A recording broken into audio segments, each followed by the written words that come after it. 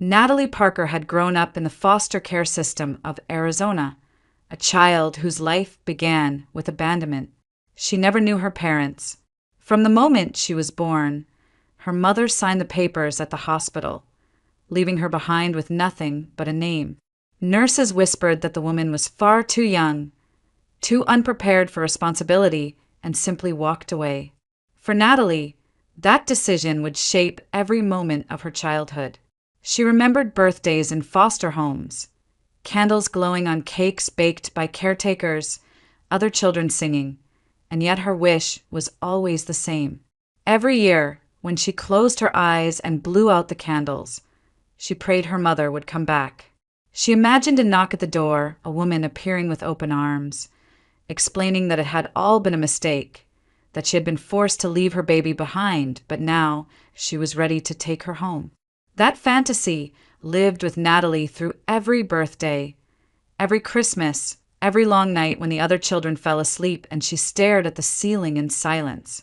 But reality came harsh and sudden. One day, when Natalie was around 12, a foster mother told her bluntly what others had avoided saying. "Sweetheart, she left because she wanted to. She was young, she had other plans, and she didn't want a baby to hold her back. You need to understand, nobody is coming for you. You'll have to make it on your own." The words cut like glass. Natalie stopped asking questions about her family, but inside, she carried the wound of rejection that never fully healed. In the foster homes, she found one source of comfort, a girl her age named Vanessa Cooper. Vanessa had been abandoned too, but her story was different. She had been born with a congenital heart defect and spent her first months in the NICU before being placed in the system. Doctors said she might not survive, and when she did, her parents still walked away. They left nothing but a delicate necklace clasped around her infant neck, a gold pendant shaped like a rosebud, clearly handmade and valuable. Social workers assumed it was a family heirloom, perhaps the only link to Vanessa's biological roots. Vanessa hated the necklace. To her, it symbolized rejection, the proof that her parents could afford something beautiful, yet still refused to love her. But Natalie thought it was extraordinary. Sometimes on birthdays or holidays, Vanessa would wear it, and Natalie's eyes would shine with admiration. "It's beautiful," Natalie whispered more than once. Vanessa would shrug, almost bitterly. "It's a curse. I'd throw it away if I could." Yet she never did. The pendant was both wound and thread, tying her to a past she despised but could never escape. The two girls clung to each other through the years. At school, when classmates sneered at the foster kids, they defended one another. At night, they whispered about the families they might one day have. Loving parents, warm kitchens, bedrooms decorated with posters and lamps instead of the institutional walls of a group home. They made promises to stay friends forever, no matter what happened when they aged out of the system. Natalie grew into a serious, determined girl. The pain of abandonment became fuel for her ambition. She studied harder than anyone else, determined to prove that she could succeed without parents cheering her on from the sidelines. Teachers noticed her sharp mind, her kindness toward younger children, and encouraged her to pursue teaching. Natalie wanted that life. She wanted to give children the patience and encouragement she herself had longed for. Vanessa's path was more fragile. Her health kept her from sports and left her tired easily. She was self-conscious about the way she sometimes limped after running or how quickly she grew pale. Natalie always encouraged her, telling her she was stronger than she realized. But Vanessa carried bitterness inside. While Natalie accepted the past with quiet sorrow, Vanessa burned with resentment. "They threw me away like I was defective," she once said, her eyes flashing. "I hate them. I don't care who they are. They're dead to me." Natalie couldn't argue. She just listened because that was what friends did. Still, she hoped one day Vanessa would find peace. She herself had reached a fragile acceptance. Her mother was gone, and nothing would change that.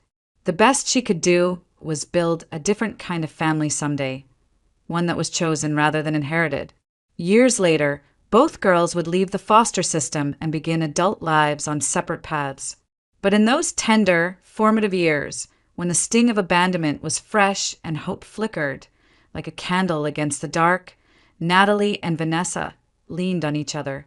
They were not sisters by blood, but by survival. Each girl was a mirror of the other's pain. Two children marked by loss, yet dreaming of the same impossible thing, a family that would never leave.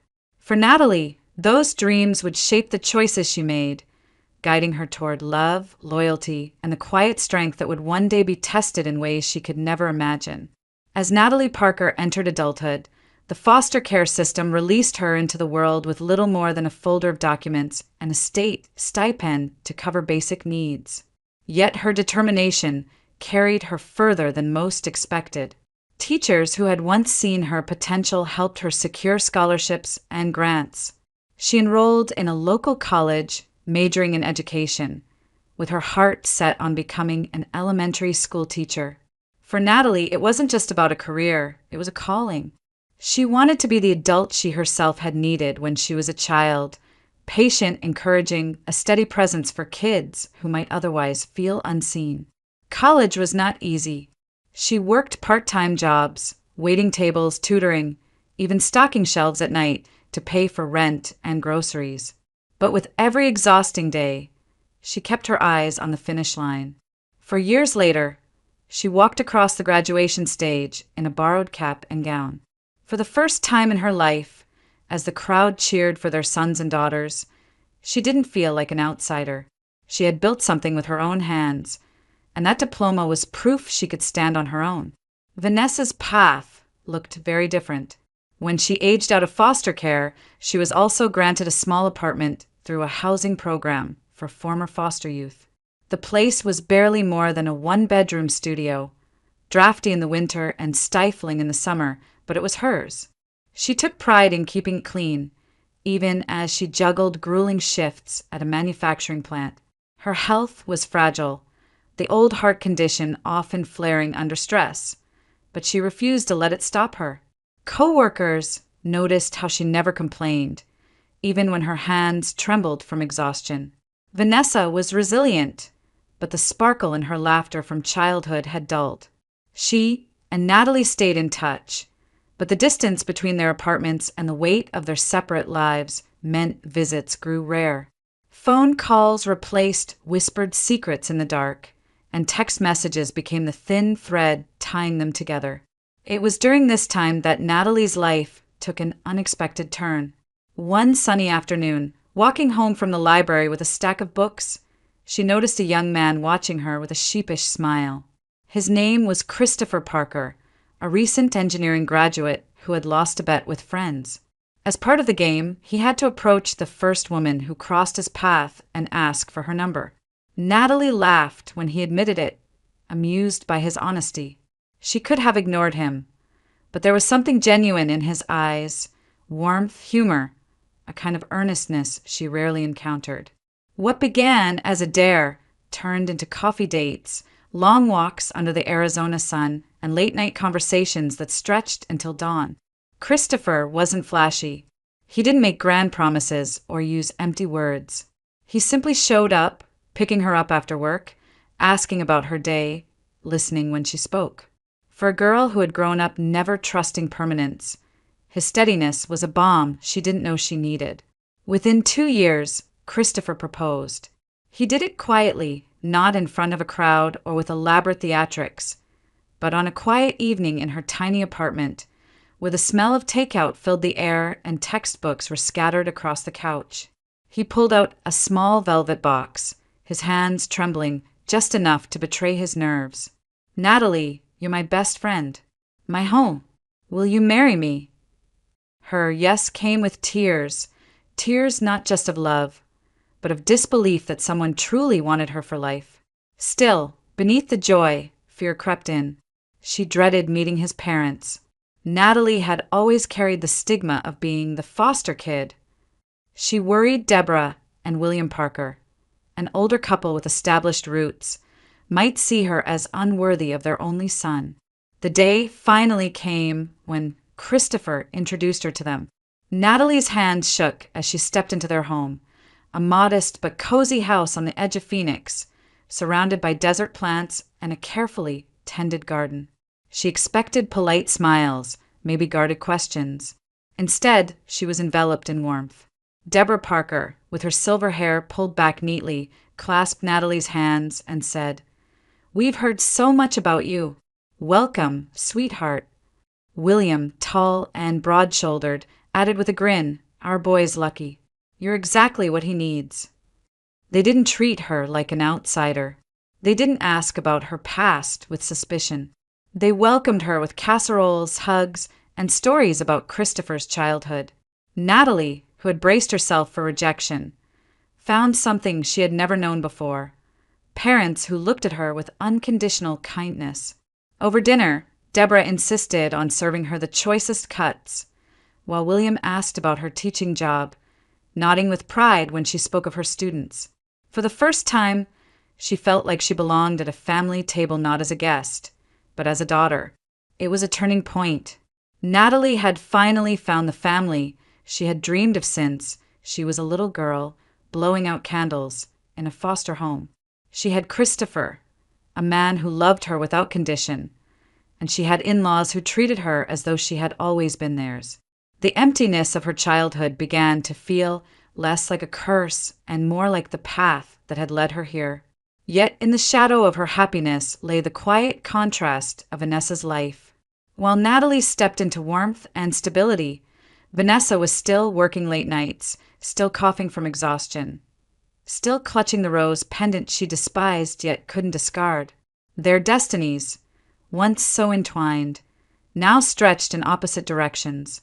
And though they didn't say it out loud, both young women felt the distance, not just in miles, but in fate. Natalie and Christopher's wedding was a modest affair, held in a small church on the outskirts of Phoenix. She wore a borrowed white dress that fit her like a dream, and Christopher, in his simple navy suit, couldn't stop smiling as he slipped the ring onto her finger. There were no grand chandeliers, no luxury cars lined up outside. Only close friends, a few co-workers, and Deborah and William Parker beaming with pride. For Natalie, it wasn't about extravagance. It was about finally having a home, a husband, and in-laws who treated her as if she had always been their own. Married life unfolded gently for her. She started teaching second grade at an elementary school, pouring her heart into her students. Christopher's engineering career was steady. He often traveled for projects, but always came home to her with stories and laughter.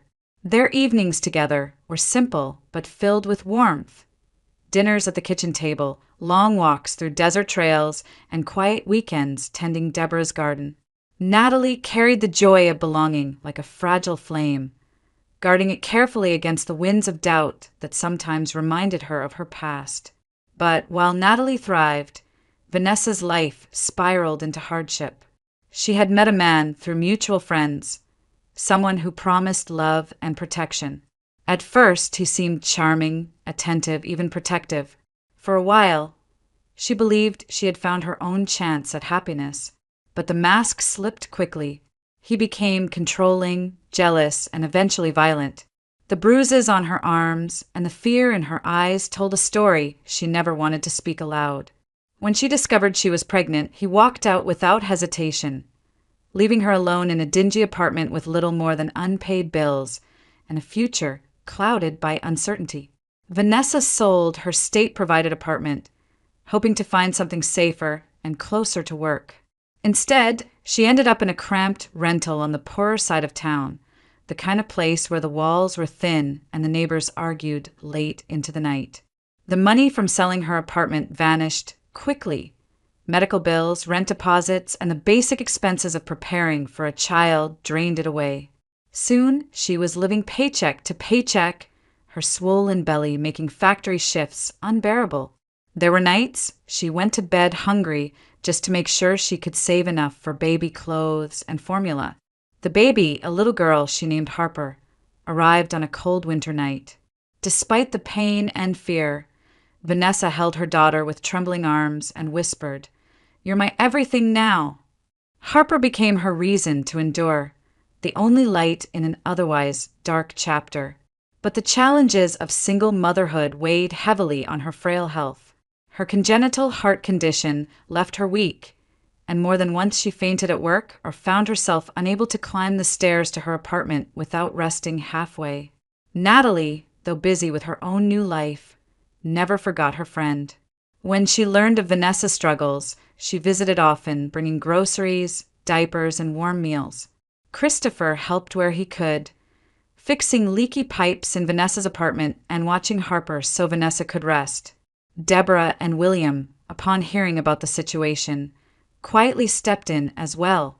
Deborah knitted blankets for Harper, her careful stitches filled with tenderness, while William, pragmatic as ever, wired money to Vanessa's account. He told her, "Don't argue. You need it more than we do." Vanessa's pride ached at taking their help, but she was too exhausted to refuse. She accepted with quiet gratitude, knowing it was the only reason she and Harper stayed afloat. Still, she couldn't ignore the ache in her chest when she compared her life to Natalie's. The contrast was stark. Natalie came home to Christopher's embrace, to a stable job, to in-laws who celebrated her as a daughter. Vanessa came home to unpaid bills, to loneliness, to the constant fear of what her failing health might mean for Harper's future. Both young women had grown up in the same foster homes, dreaming of families and safety. Yet their paths had split so drastically that it seemed almost cruel. Natalie often wrestled with guilt. At night, lying beside Christopher, she would think of Vanessa alone in her small apartment and wonder why fate had given her one kind of life and her friend another.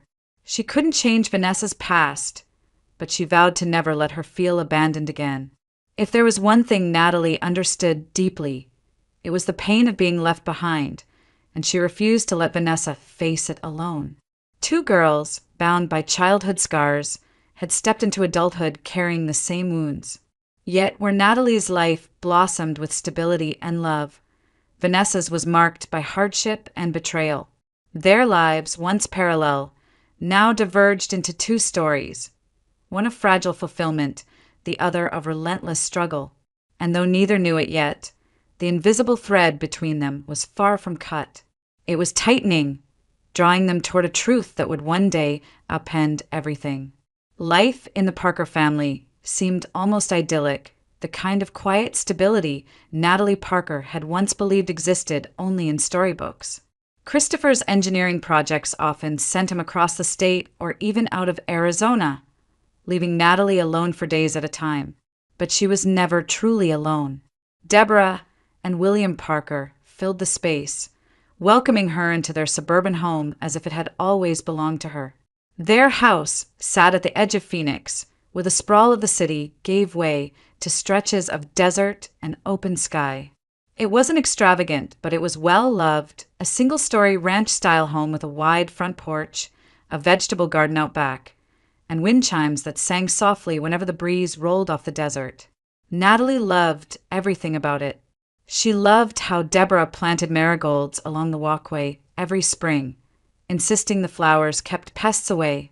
She loved how William kept a shed full of fishing gear, his pride and joy after years of hard labor. She loved the way the house smelled of cinnamon in the winter, lemon polish in the summer, and always of Deborah's cooking. When Christopher was away, Natalie often drove out after work, parking her car in the gravel driveway and hearing Deborah's voice call out, "Sweetheart, come in. I just made coffee." The older woman had a way of fussing over her that Natalie secretly cherished, offering second helpings at dinner, wrapping shawls around her shoulders if she looked cold, pressing leftovers into her hands to take home. William was quieter, but no less affectionate. He'd invite her to sit on the porch in the evenings, sipping iced tea while the desert sun dipped behind the mountains. Sometimes he'd show her the fish he caught on weekend trips, though he rarely boasted. His happiness came from simple things: a good catch, a well-kept lawn, a family gathered around the table. For Natalie, who had grown up with nothing but government-issued bedding and plastic cafeteria trays, it was a kind of magic. She marveled at how natural it felt. She wasn't just tolerated, she was embraced. Deborah would call her on a whim, asking for help with a recipe or advice about the school supply drive at church. William teased her gently, calling her our favorite teacher whenever he introduced her to friends. In moments like these, Natalie sometimes caught herself wondering if this was what it might have been like to have real parents. She never spoke it aloud, but in her heart, Deborah and William filled the aching void her own parents had left behind. The house itself seemed to mirror the sense of belonging. Natalie loved wandering through the garden with Deborah, pulling weeds while listening to stories of the past. Deborah would laugh as she recounted how Christopher once tried to build a treehouse and nearly broke his arm. Inside, photographs lined the mantel, Christopher as a child, family vacations, holidays long past. Deborah began adding new pictures with Natalie in them. Thanksgiving dinners, birthdays, Christmas mornings. For the first time in her life, Natalie saw herself framed on a family wall, no longer the outsider peering in. On weekends, she often lingered long after dinner, sitting with Deborah and William by the fireplace. They would talk about everything and nothing: the weather, politics, William's fishing trips, Deborah's endless gardening projects. Sometimes Natalie would read aloud from a book while Deborah knitted and William nodded off in his chair. The simplicity of it struck her as extraordinary. She had grown up surrounded by other children's noise and chaos, always yearning for a corner of peace. Here, peace was everywhere. It wasn't lost on her how sharply her life contrasted with Vanessa's. When she visited her old friend's apartment, the air was heavy with fatigue. Vanessa juggled baby bottles, piles of laundry, and the endless demands of a toddler, all in a space barely big enough for two. The walls were scuffed, the refrigerator often half empty, and Vanessa's face carried lines of exhaustion far beyond her age. Natalie wanted to bring her into the Parker home, let her sit at Deborah's table, let William tease her into smiling. But Vanessa was proud, too proud to fully accept the life Raft Natalie kept offering. She would accept groceries, a little money, a kind word, but never pity. And so, Natalie's world seemed divided between two realities: the gentle rhythm of the Parker home and the harsh struggle of Vanessa's apartment. In one, laughter, warmth, and unconditional care wrapped around her like a blanket. In the other, the air was tense with survival, where every dollar and every breath carried weight. Still, every time Natalie walked through Deborah's garden gate, she felt a deep, unshakable gratitude. The Parker home was everything she had once dreamed of during lonely nights in foster care. It was the family she had wished for on birthdays, the parents she had longed for during holidays, the anchor she had needed in a world that had once felt indifferent to her existence. What Natalie could not know, as she basked in the glow of this newfound family, was that even the most perfect-seeming homes can harbor shadows. Behind Deborah's gentle eyes and William's steady kindness lay secrets buried deep in the past, secrets waiting for the right moment to surface. For now, though, the Parker household remained her safe haven, her dream made real, the place where she finally believed happiness could last. One late afternoon, Natalie stopped by the Parker house after work. The air was warm, the scent of desert sage drifting through the garden where Deborah knelt among her flowers. Natalie carried a tote bag stuffed with books, graded papers, and a few small items she had promised to drop off for Deborah. As she stepped through the doorway, the strap slipped from her shoulder, and the contents spilled onto the hardwood floor. Notebooks scattered, pens rolled across the rug, and at the very center lay a small velvet pouch. The string had come loose, and from it slid a delicate gold necklace with a rose-shaped pendant. It caught the fading sunlight, glinting with quiet beauty. Deborah's eyes fell on it, and in that instant her expression froze. She went pale, her hands trembling as she reached for the back of a chair. Where did you get that?" she whispered, her voice raw in a way Natalie had never heard before. Natalie bent quickly, scooping the pendant back into the pouch. "Oh, this isn't mine. It belongs to my friend, Vanessa. She asked me to hold on to it for her." She's had it since she was a baby. She smiled faintly, brushing it off as nothing important. But Deborah didn't smile. She nodded stiffly, murmuring something about needing to check the oven, and walked away before Natalie could question her. For the rest of the evening, Deborah seemed distracted, her hands unsteady as she served dinner. William noticed, asking once if she was feeling well, but she waved him off. Natalie felt a flicker of unease, but told herself it was nothing. After all, it was just a necklace. The next day, however, unease turned into something sharper. Natalie returned to the Parker house unannounced, hoping to bring Deborah some flowers as a small surprise. She stepped inside, quietly, the door left unlocked as it often was. From the hallway, she heard voices drifting from the kitchen. Deborah and William speaking in urgent, hushed tones. Natalie froze, instinct telling her not to interrupt. She stayed in the shadows, listening. "I'm telling you, Will, I saw it with my own eyes," Deborah's voice cracked, filled with something between fear and sorrow. "That pendant, the rose, it was hers. It has to be." William's tone was low, steady but grim. "Deborah, it's been more than 25 years. You can't know for certain. Maybe it's just a coincidence." "No," Deborah insisted. "You know what I did that night. You know what I gave her. I couldn't save them both. We took the boy, and I left the girl with nothing but that pendant. And now it's here in Natalie's hands. Do you understand what that means?" Natalie's heart pounded. She pressed her back against the wall, breath shallow. She wanted to move, to stop listening, but her body wouldn't obey. The words were like shards cutting into her chest. William exhaled heavily. "If what you think is true, then God help us all. Christopher and Natalie, brother and sister," Deborah whispered, the words trembling with horror. "We've let them build a marriage on a lie.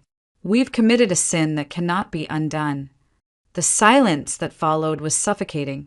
Natalie clutched the strap of her bag, her pulse roaring in her ears. Brother and sister? It couldn't be true.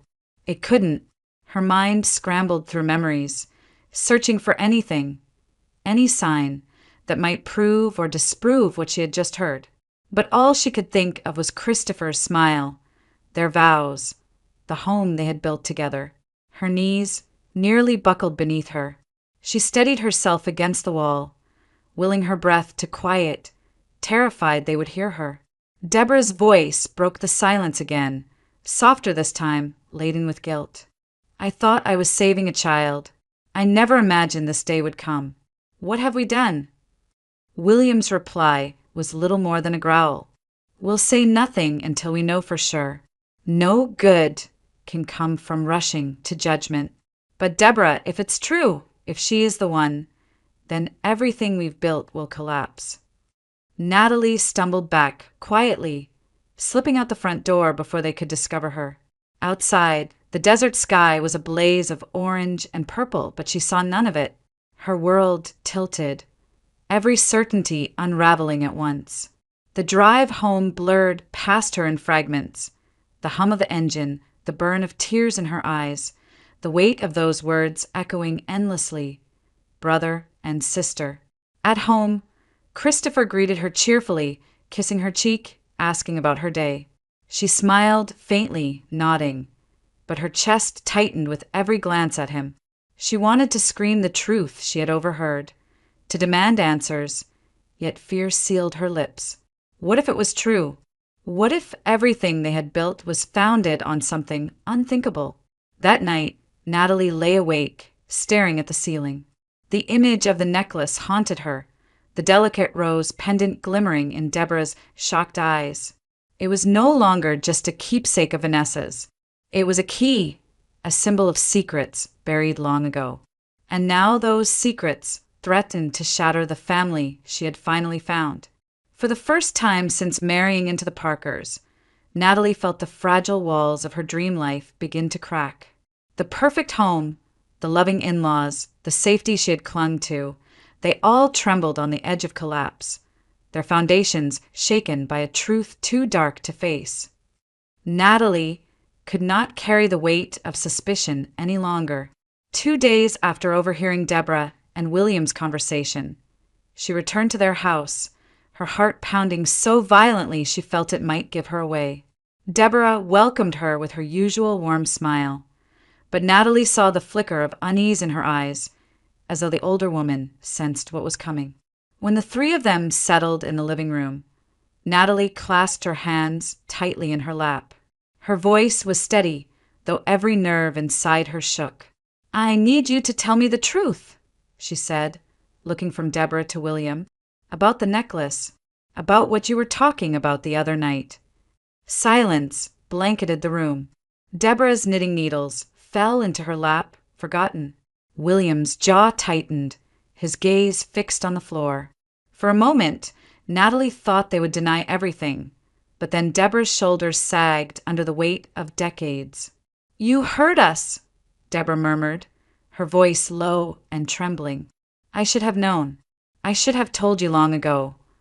William's eyes closed briefly, as if bracing himself against a blow. "Deborah," he warned softly, but she shook her head. "No more secrets," she said firmly, though tears brimmed in her eyes. She reached for Natalie's hand. "Sweetheart, I need you to understand how it happened. Why it happened." Natalie nodded, though fear churned in her stomach. Deborah drew a shaky breath. "It was nearly 30 years ago. I was working as a nurse in the maternity ward. A girl came in, so young she barely looked old enough to drive. She was alone. No family, no father of the babies. She gave birth to twins, a boy and a girl." Deborah's voice cracked on the word twins. Natalie's breath hitched. The boy was strong, healthy. But the girl! Deborah's hands twisted in her lap. She was so fragile. She had a congenital heart defect. The doctors weren't sure she would survive more than a few days. That young mother didn't want either child. She signed the papers almost immediately, terminating her rights. She walked out of the hospital without a glance back. William's deep voice broke in, heavy with bitterness. "We couldn't have children of our own. We had tried for years." Deborah came home that night shaking, crying, saying she had held 2 babies. One left to die, one left abandoned. "We made a choice." Deborah's tears spilled freely now. "We adopted the boy. We brought him home. That boy was Christopher. He became our whole world." Natalie's head spun. She felt the room tilt, the furniture blurring at the edges. Christopher, her husband, was the boy in the story. "What about the girl?" she whispered. Deborah pressed a hand to her mouth. "They told us she wouldn't live long, that it was better not to get attached. She was placed into the foster system, but before they took her, I couldn't stand it. I knew she would grow up with nothing. So I gave her something, just one thing to prove she had been loved, even for a moment." Her voice broke completely. "That rose pendant, it had belonged to my mother. I slipped it around the baby's neck before the social worker carried her away." The image seared itself into Natalie's mind. A frail infant, swaddled and silent, wearing the same necklace she had seen spill from her bag just days ago. Deborah's sobs filled the room. "I thought she would die. I told myself it was mercy. But she lived, didn't she? She grew up. And now that pendant has come back into this house." William leaned forward, his face grave, his hands clasped tightly as though in prayer. "We have carried this shame for decades, Natalie. We told ourselves we did the right thing, that we could not save them both. But not a day has passed that Deborah hasn't thought of that little girl. We should have fought for her. We should have taken both." His voice cracked with guilt. "Instead, we convinced ourselves that one child was better than none, and we lived with that lie." Natalie sat in stunned silence, her heart pounding so hard she thought it might burst. Her Christopher was adopted, and somewhere out there, the baby girl his parents had left behind had survived. That girl might have grown up in the same system she herself had endured. Deborah clutched Natalie's hands again, her tears falling hot against her skin. "Please forgive us. We thought we were doing the merciful thing. We never imagined that necklace would come back to haunt us. We never imagined the two children might ever cross paths again.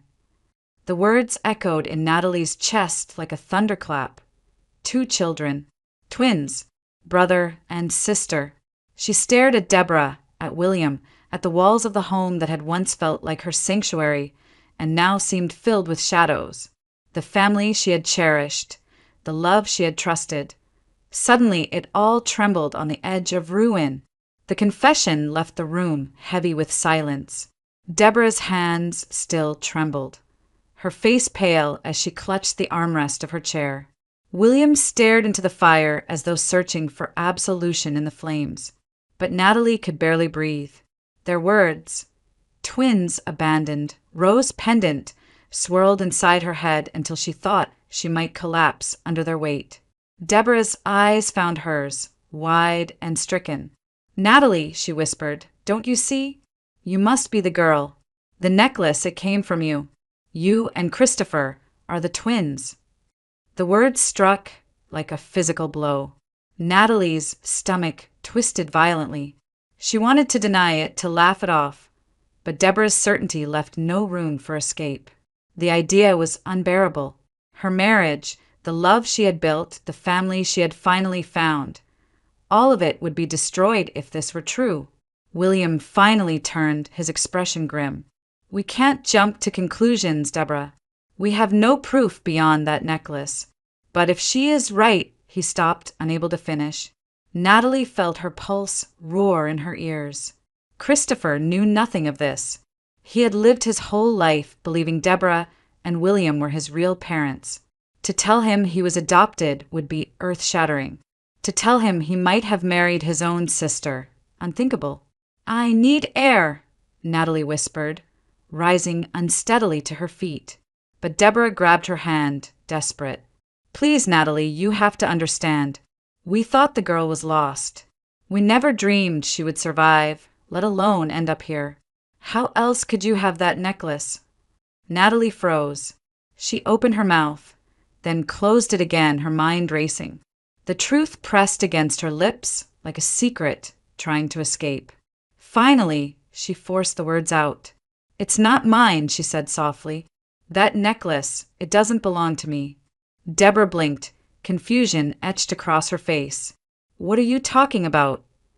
"It belongs to Vanessa," Natalie said, her voice trembling but firm. "My closest friend from foster care. She's had it since she was a baby. She told me it was the only thing left to her from her parents. She hated it, but she never let it go." The room shifted. Deborah's breath caught, her lips parting in shock. William sat forward, his brow furrowing. "Vanessa, your friend." Natalie nodded. "Yes, we grew up together. She was sickly as a child in and out of hospitals. She always said her heart was weak. Doctors told her she might not live long, but she did.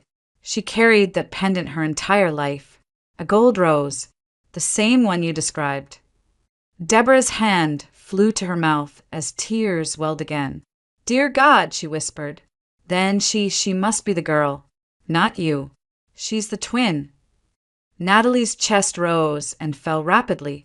Relief and dread collided inside her. Relief, because perhaps she and Christopher were not bound by blood. Dread, because if Vanessa was truly the twin, then the truth would destroy her friend's life. William's voice was hoarse. "This changes everything. Christopher's sister. All these years she's been out there alone." Deborah began to sob, rocking slightly in her chair. "And I let her go. I left her to suffer, while I raised her brother in comfort. How could I have done that? How could I have turned my back on her?" Natalie felt a wave of grief for Vanessa. The pieces fit too perfectly. Her illness, the necklace, her sense of rejection, so deep it consumed her. She wasn't just another foster child. She was Christopher's sister, the very child Deborah had abandoned to the system with nothing but a fragile heirloom. The weight of it pressed down on Natalie until she thought her heart might split. She saw Vanessa's tired smile, her thin frame bent over baby Harper, the exhaustion that had never lifted. She remembered all the times Vanessa had said she felt cursed, unwanted, broken. And all along, she had been the daughter of people who might have saved her, but chose not to. Natalie's voice trembled as she spoke. She has a daughter now. Harper. They're barely getting by. She thinks her whole life has been nothing but rejection. Her throat tightened. She deserves to know the truth. Deborah shook her head wildly, her face streaked with tears. How can we tell her? How can I face her after what I did? William's voice was firm, though heavy with regret. Because we have no choice. Secrets rot in the dark, Deborah. If we hide this, it will destroy us all. The room fell silent again, broken only by the sound of Deborah's quiet sobbing. Natalie sat frozen, staring at her hands. The fragile piece of her world was gone. Every certainty she had built was gone. But one thing remained, the knowledge that Vanessa was the missing twin. The sister Christopher never knew. The revelation stood like a mountain before them, impossible to ignore. And in that moment, Natalie understood that the story of her life of Christopher's and of Vanessa's had been bound together long before they ever met. Now the truth had surfaced, and nothing would ever be the same again. The decision was made almost instantly. Once the truth settled in, there was no hesitation left in William's voice. "We're going to find her," he said firmly. Deborah, though still shaking, nodded in agreement. Natalie felt the weight of the moment pressing against her chest. For years, Vanessa had been her closest friend, a sister in all but blood. And now, she was more than that. She was Christopher's true sister. Christopher had come home from a business trip that very evening, and Natalie knew she could not keep the secret from him any longer. Sitting at the Parker dining table, with Deborah's hands trembling around her teacup, they told him everything. That he was adopted, that his parents were not his biological parents, but had chosen him decades ago from the maternity ward. That he had a sister he never knew existed. Christopher's face drained of color, his hands balled into fists, then fell open again as though he no longer trusted them to hold onto anything solid. "All my life," he murmured, voice breaking. "You lied to me all my life." His eyes filled with tears as he turned toward Natalie. "And Vanessa, your Vanessa, she's mine?" Natalie reached for his hand. "Yes, she's your sister." For a long moment, silence stretched. Then Christopher pushed back his chair. "We can't waste another day. We go to her. Tonight." The drive through the Arizona desert was heavy with unspoken thoughts. The headlights cut through the darkness, illuminating scrub brush and long stretches of empty road.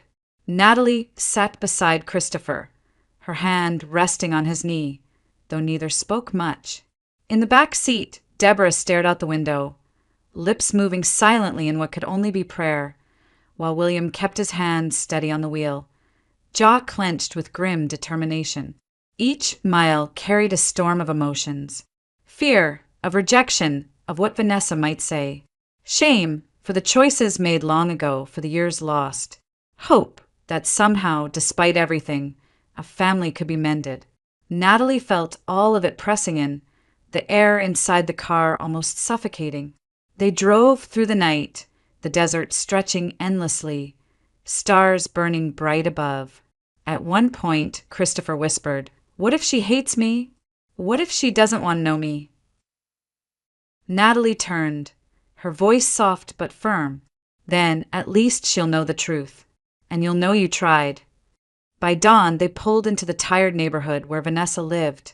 The streets were cracked, houses lined close together with peeling paint and sagging porches. Children's bikes lay rusting on sidewalks, and the faint smell of oil drifted from an auto shop down the block. It was a far cry from the neat rows of Deborah's garden or the tidy ranch house they had left behind. Natalie led them up the narrow staircase to Vanessa's apartment. She hesitated before knocking, her heart racing.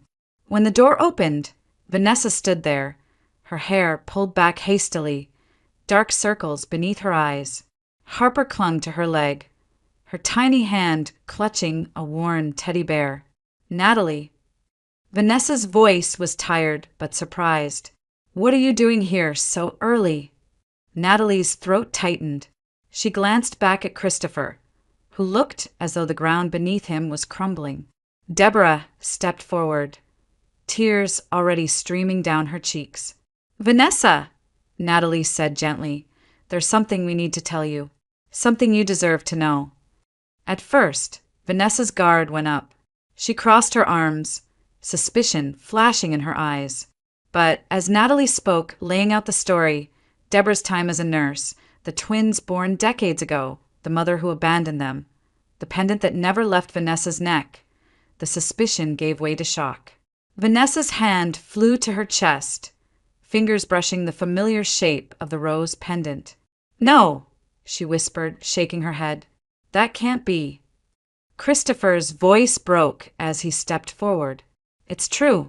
You're my sister, and I'm adopted. The words hung in the air like thunder. Harper tugged at Vanessa's hand, confused by the adult's tears, while Vanessa herself swayed as though the floor had shifted beneath her. She looked from Christopher to Deborah, to William, and finally to Natalie, her friend who had carried the secret unknowingly all these years. You mean, Vanessa's voice trembled, all this time I wasn't just abandoned? I had a family? A brother? Deborah reached out, her sobs uncontrollable. Yes, and I failed you. I failed you so terribly. Please forgive me. For a moment, anger flashed in Vanessa's eyes, the years of struggle and rejection rising to the surface. But then her gaze fell on Christopher, standing there broken, desperate, and she saw not a stranger, not an enemy, but the brother she had never known she needed. Slowly, tears spilled down her cheeks. She bent and scooped Harper into her arms, clutching her close. I don't know how to forgive you, she whispered to Deborah, but maybe I can try. For her, for Harper, for me. Christopher stepped forward, his hands trembling as he wrapped them around Vanessa in a tentative embrace. She stiffened, then collapsed into his arms, sobbing against his shoulder. In that moment, decades of silence cracked open, and something fragile yet powerful began to form, a bond neither of them had ever imagined, but both had longed for in ways they could not name. For Natalie, watching the scene unfold, it was as though the world had tilted into a new shape. The truth had broken everything, and yet it had also given them something precious. In the dim morning light of that shabby apartment, the Parker family stood reborn, reshaped not by lies, but by the raw power of truth. Vanessa didn't move, and right away. At first, she resisted, her pride bruised, her trust still fragile. But Natalie and Christopher wouldn't let her slip back into the shadows. Deborah visited nearly every day, cooking meals for her and Harper, quietly restocking her fridge. William drove her to medical appointments, insisting she see a cardiologist who could finally give her the care she had long been denied. Slowly, with every act of kindness, Vanessa's defenses began to soften. By early autumn, she agreed to come stay with the Parkers. Deborah prepared the guest room, filling it with fresh linens and a small bed for Harper. William hauled furniture from the garage, while Christopher painted the walls a soft yellow. When Vanessa stepped inside for the first time, Harper squealed with delight at the sight of toys laid out neatly in a corner. Vanessa stood frozen, tears in her eyes, realizing she and her daughter finally had more than survival, they had a home. Life adjusted around the new rhythm.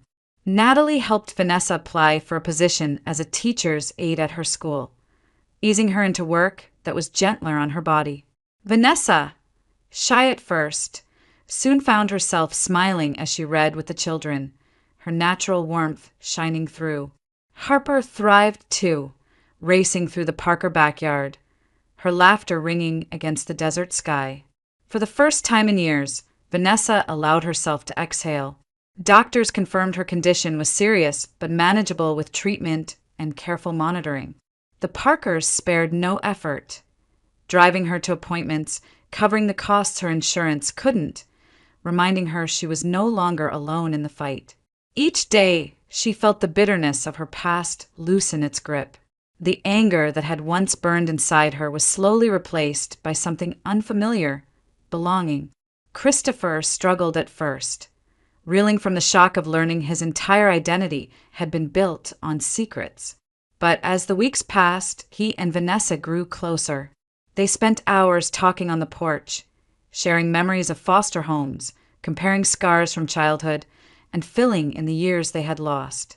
To Christopher, it was as though a missing part of himself had finally been restored.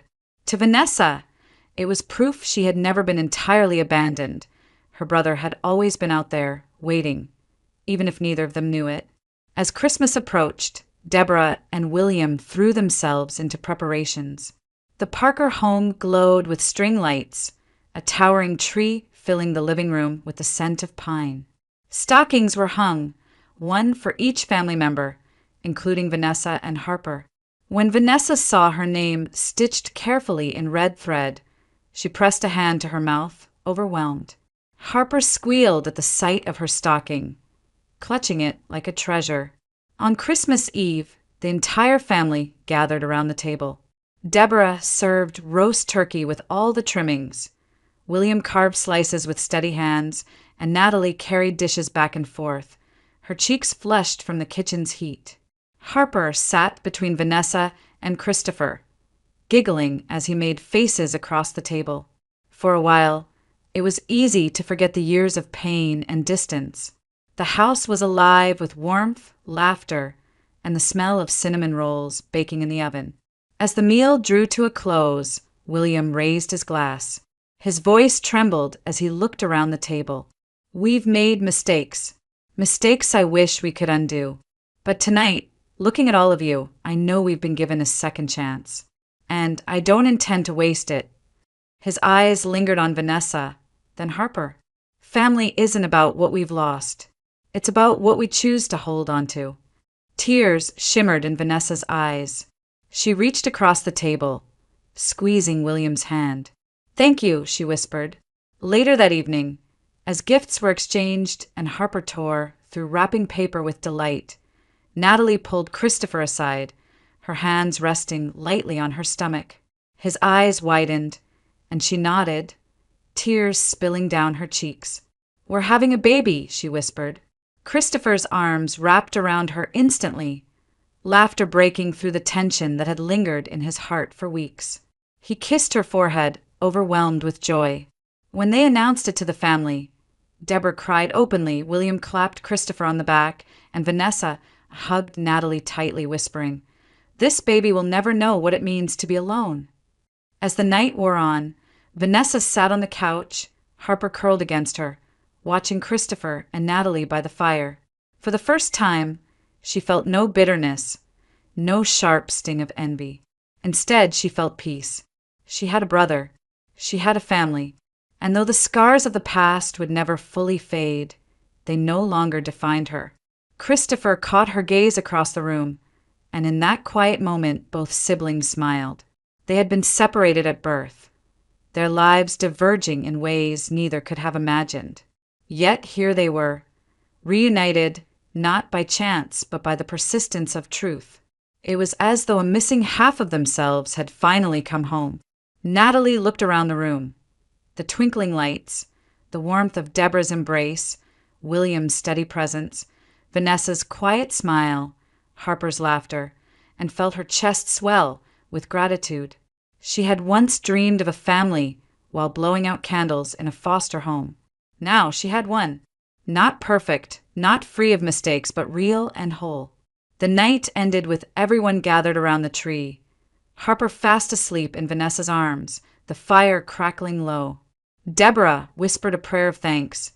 William hummed a carol under his breath, and Natalie rested her hand over her growing belly. In that moment, the truth was undeniable. Family was never just about blood. It was about love, forgiveness, and the courage to face the past in order to build a better future.